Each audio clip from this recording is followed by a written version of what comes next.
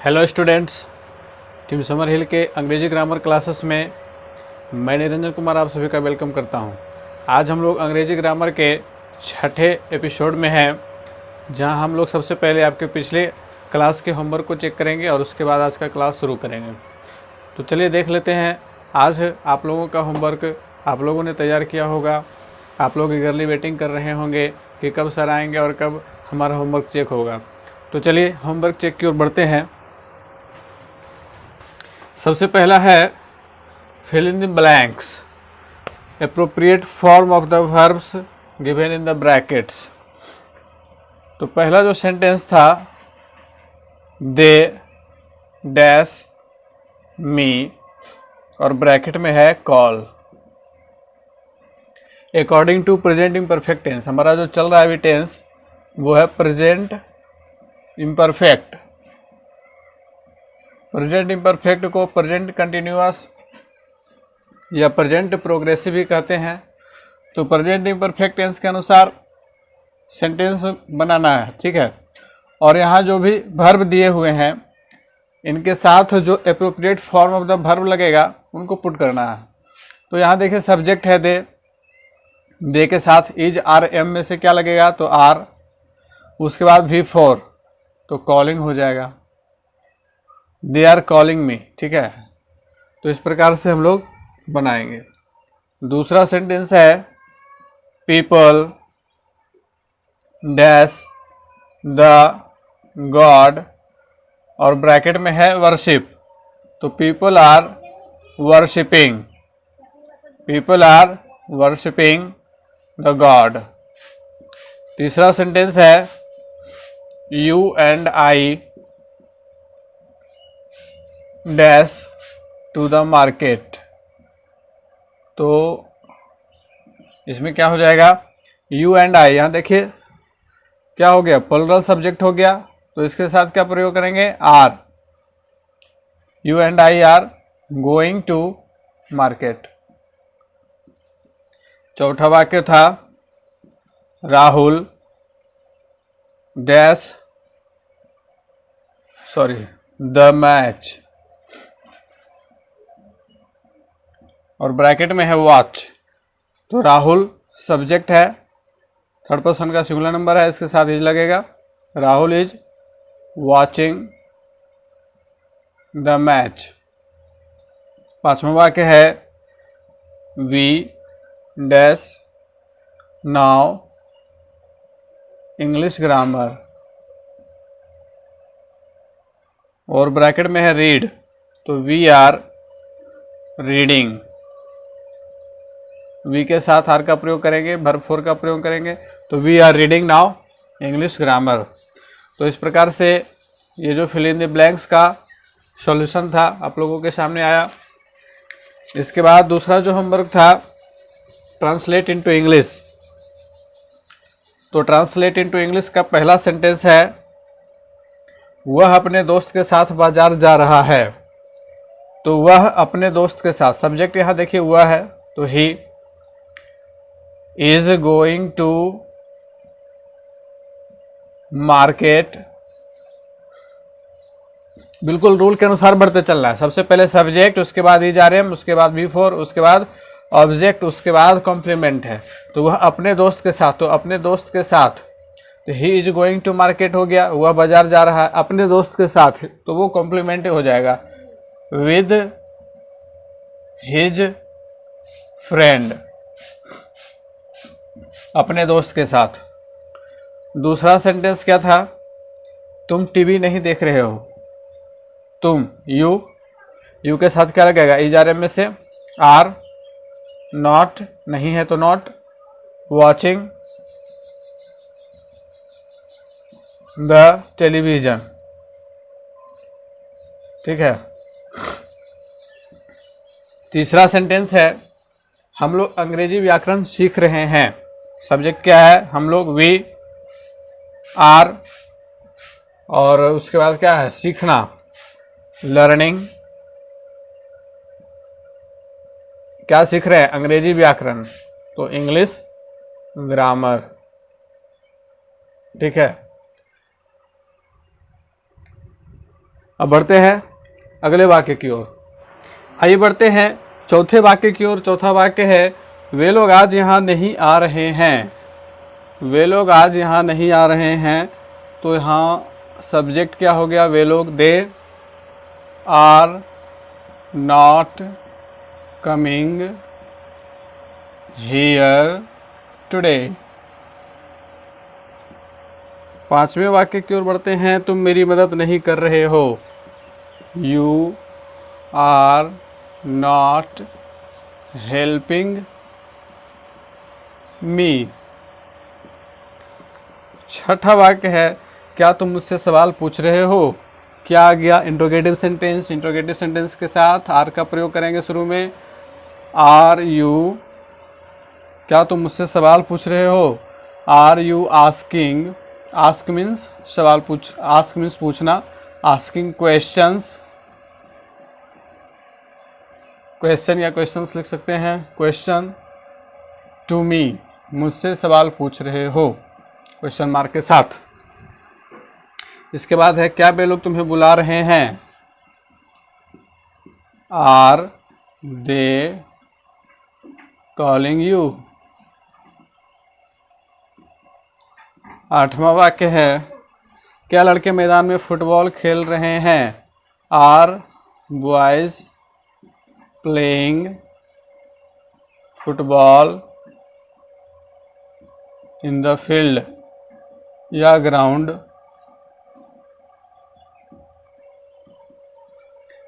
नौवां है अभी मूसलाधार वर्षा हो रही है। अभी मूसलाधार वर्षा हो रही है, तो इस तरह का जो वाक्य होगा वो इट से शुरू होगा। It is raining. अब मूसलाधार, मूसलाधार एक ऐसा शब्द है जिसकी अंग्रेजी फ्रेज के अनुसार होती है, और इसका फ्रेज जो है cats and dogs. Cats and dogs ये अंग्रेजी का फ्रेज है जिसका मतलब होता है मूसलाधार वर्षा होना। 10वां है राजू अपनी माँ की मदद कर रहा है।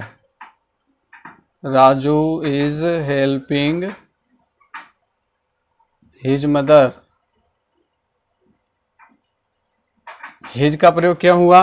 राजू अपनी माँ की मदद कर रहा है, तो राजू के लिए हिज का प्रयोग किया गया कि वह अपनी माँ की मदद कर रहा है। ठीक है, तो उम्मीद है कि आप लोगों का पूरा होमवर्क सही हुआ होगा, और यदि आपका होमवर्क सही हुआ है तो आप अपनी कॉपी की फ़ोटो खींच करके हमें व्हाट्सएप पे या फेसबुक पे या कमेंट बॉक्स में आप भेज सकते हो, ताकि हम भी आपके कॉपी को देख सकें और आपकी लगन को, आपकी मेहनत को शाबाशी दे सकें। एक थम्स अप तो बनता है। तो चलिए शुरू करते हैं आज का क्लास। आज के क्लास में हम लोग प्रेजेंट इम्परफेक्ट के बचे हुए 3 रूल्स के ऊपर चर्चा करेंगे, उनके सेंटेंस पैटर्न को जानेंगे, और फिर उसके बाद होमवर्क की बारी आएगी। तो चलिए शुरू करते हैं आज का क्लास। तो स्टूडेंट्स देखिए, आज हम लोग बढ़ेंगे रूल नंबर 4 की ओर। रूल नंबर 4 किसके लिए होता है?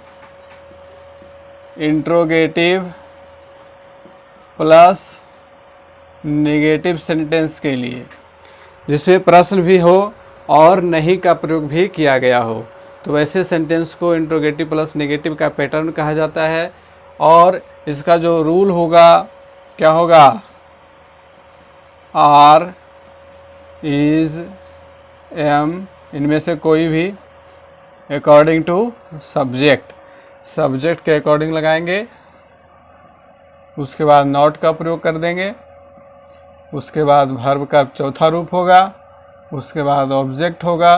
उसके बाद कॉम्प्लीमेंट होगा, और लास्ट में क्वेश्चन मार्क। तो चलिए कुछ एग्जाम्पल देख लिया जाए। एक एग्जाम्पल लेते हैं। क्या मोहन किताब नहीं पढ़ रहा है?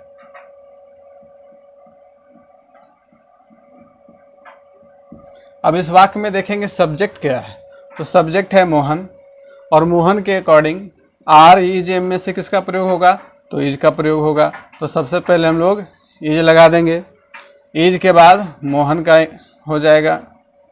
उसके बाद देखिए नॉट है, तो नॉट इज मोहन नॉट, उसके बाद वर्ब 4, तो वर्ब कौन है, किताब है या पढ़ रहा है, तो पढ़ रहा है, क्योंकि जिसके साथ रहा है लगा होगा वो वर्ब है, पढ़ना क्रिया है, तो पढ़ना का इंग्लिश रीड, इसमें लगा देंगे ing रीडिंग।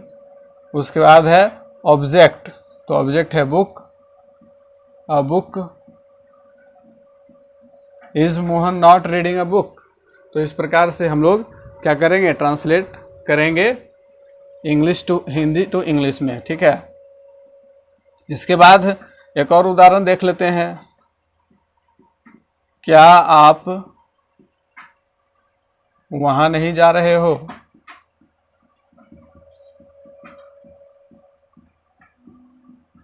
तो क्या आप, तो आप यानी कि यू, और यू के साथ किसका प्रयोग होगा, आर का प्रयोग होगा, are you not going there,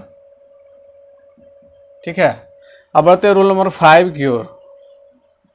rule number 5 किसके लिए होता है, WH क्वेश्चंस के लिए, बिल्कुल सही, WH क्वेश्चंस के लिए। तो WH क्वेश्चन का जो पैटर्न होगा, सबसे पहले WH वर्ड आगे में, उसके बाद RM में से कोई भी एक, उसके बाद सब्जेक्ट, उसके बाद वर्ब का फोर्थ रूप, उसके बाद ऑब्जेक्ट, फिर कॉम्प्लीमेंट, और लास्ट में क्वेश्चन मार्क डाल देंगे। ये हो गया WH क्वेश्चन का पैटर्न। अब इसके पैटर्न के ऊपर एक एग्जाम्पल ले लेते हैं। तुम अभी क्या कर रहे हो, तुम अभी क्या कर रहे हो,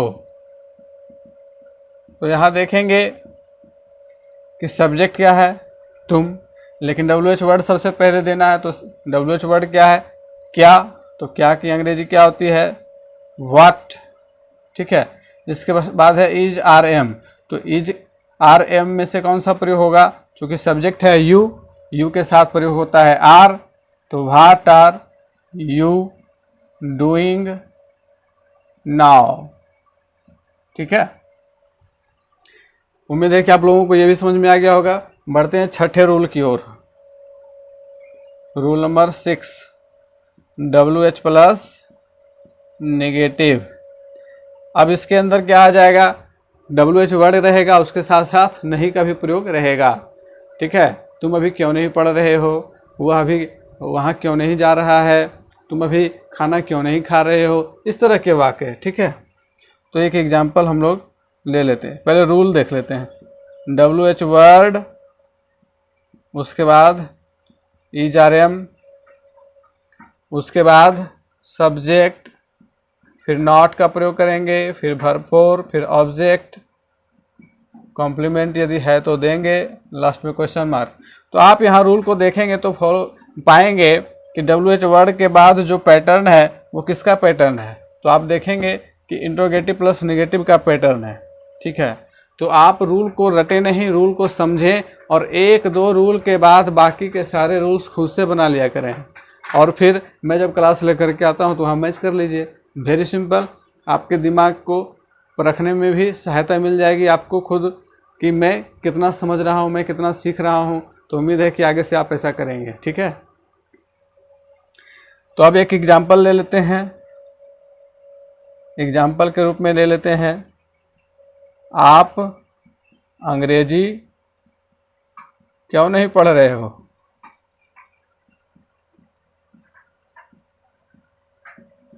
आप अंग्रेजी क्यों नहीं पढ़ रहे हो।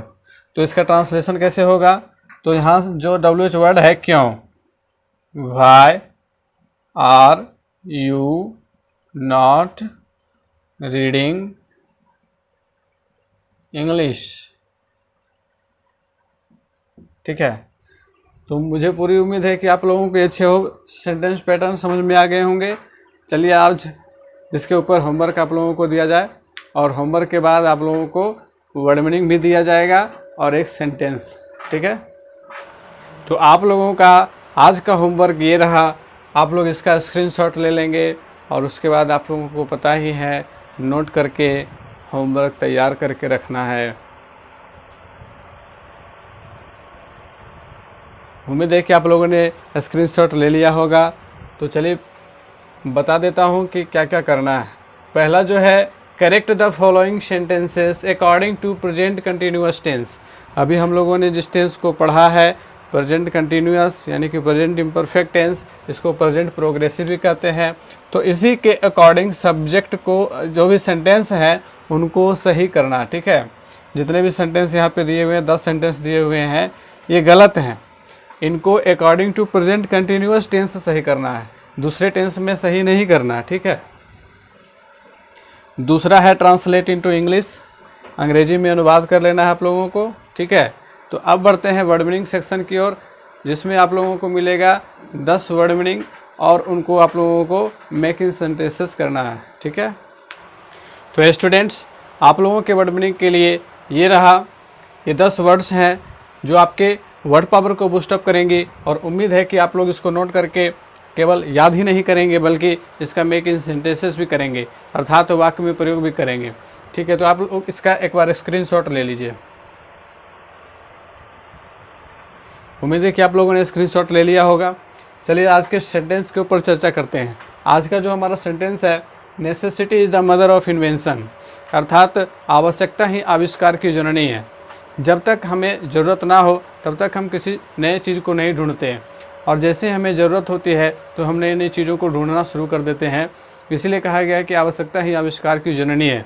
और अभी का जो समय चल रहा है, लॉकडाउन का समय है, बच्चे घर में रह रहे हैं, घर के अन्य सदस्य भी घर में ही रह रहे हैं, बहुत ज़्यादा समय जो है घर में ही व्यतीत हो रहा है। तो आप लोगों के पास टाइम है, आप लोग सोचिए, कुछ नया इनोवेट कीजिए, और वक्त की मांग भी है कि आप नया सोचें, नया करें। तो चलिए मिलकर के कुछ करते हैं नया। यदि आपके दिमाग में कोई आइडिया आता है तो हमें कमेंट करके ज़रूर बताइएगा। मिलते हैं अगले क्लास में, तब तक के लिए गुड बाय। हंसते रहिए, मुस्कुराते रहिए और मन लगाकर पढ़ते रहिए।